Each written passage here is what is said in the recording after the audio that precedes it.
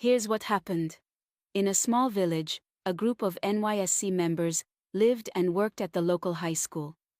The Corpers were lively, always laughing and making friends with the villagers. But as they stayed longer, their curiosity grew. One sunny afternoon, as they strolled through the dusty village paths, they came across the king's palace. The sight of the tall gates and carved statues filled them with awe.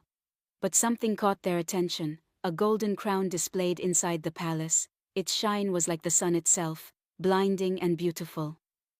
When they got outside, "It's real gold," whispered Lanre, the greediest of them all, his eyes glowing with greed. "Do you know how much this could sell for in the city?" Another Corper, Bayo, added excitedly. But Amina, a more cautious Corper, shook her head. "Don't even think about it. I've heard stories about this village. They say the king's crown is protected by charms and spirits. No one who steals it ever survives." Lanre laughed, his voice dripping with pride. "Charms, spirits, those are just stories to scare people. This crown is our ticket to wealth." Some of the Corpers were tempted, but others were afraid. "We shouldn't touch it," pleaded Amina. "The village respects their traditions. Let's not bring trouble upon ourselves." But Lanre had already made up his mind. "If you're too scared, fine, but I'm taking it. And when I'm rich, don't come crying to me." The days passed, and the end of their service drew near. On their last night in the village, while everyone else was busy preparing to leave, he made his move. In the dark of the night, when the stars were asleep and the village was silent, he sneaked into the palace with Bayo and another Corper, Tunde, who couldn't resist the thought of quick money. The crown sat there gleaming, like treasure in a dream. "It's even more beautiful up close," whispered Tunde, his voice trembling. "Hurry," he urged, snatching the crown and tucking it into a black nylon bag. "Let's get out of here." When they returned, Amina saw the bag in Lanre's hand. "You didn't," she gasped. "We did," Lanre grinned, his voice full of pride. "And I'm not returning it." "You're making a mistake," Amina warned, her eyes wide with fear. "You don't understand this village. You don't know what you've done." Lanre shrugged. "Mistake? The only mistake is not taking it sooner." The next morning, the Corpers boarded a chartered bus, ready to leave the village. The sky was bright, and the villagers waved goodbye, their faces filled with smiles. Amina and a few others prayed for protection at the start of the journey, but Lanre and his friends ignored them, laughing and taunting Amina, calling her Mama Traditions. Lanre sat at the corner, his bag tucked beneath his seat, a smug grin spreading across his face. He could already see the riches waiting for him in the city, but as the bus rumbled down the dusty road, the crown's golden glow remained hidden, a silent witness to the greed that had set their fate in motion. The bus rumbled down the bumpy road, carrying the Corpers away from the village. The morning sun shone brightly, casting long shadows of the bus on the dry red earth. Laughter and chatter filled the air as the Corpers joked about their time in the village, but Lanre sat quietly at the back, clutching his bag. The crown inside seemed to hum with a strange energy, though only he could feel it. Suddenly, the bus jolted and came to a halt with a loud groan. The engine sputtered and died. "What's happening?" one of the Corpers asked, leaning out of the window. "The bus has spoiled," the driver muttered, climbing down to check. Sweat dripped from his forehead as he poked around the engine. Hours passed under the hot sun, as the driver tinkered, grumbled, and cursed under his breath. Finally, the bus roared back to life.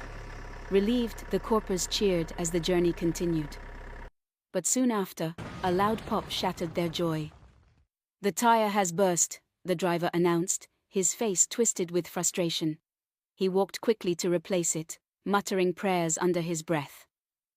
The Corpers were restless, fanning themselves with their hands as the heat bore down on them.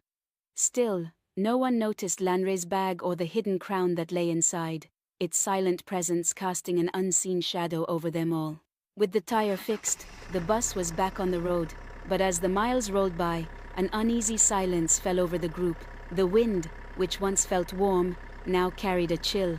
He glanced around nervously but kept quiet. Then out of nowhere the brakes failed. The driver's panicked shouts filled the air as he struggled to control the speeding bus.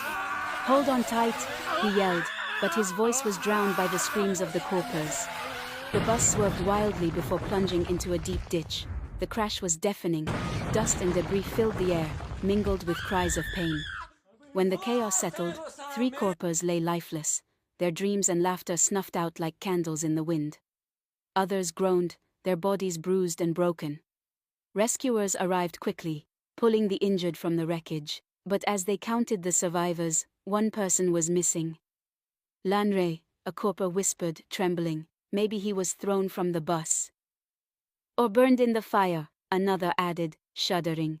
But Lanre wasn't dead. He had slipped away from the crash, clutching his bag tightly to his chest.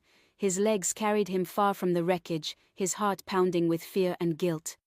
The golden crown, still hidden in his bag, seemed heavier than ever, as if it knew the blood that had been spilled because of it. And as he fled, the shadow of his greed followed him, waiting to strike again. He hurried away from the wreckage, his legs like the wind as he fled from the disaster.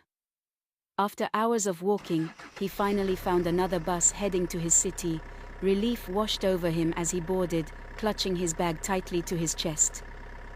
The new bus rolled along the road smoothly. At first, he leaned back, thinking of the money he would make from selling the golden crown. But soon, the bus began to shake. "Driver, what's happening?" a passenger shouted. The driver slammed on the brakes, but the bus wouldn't stop.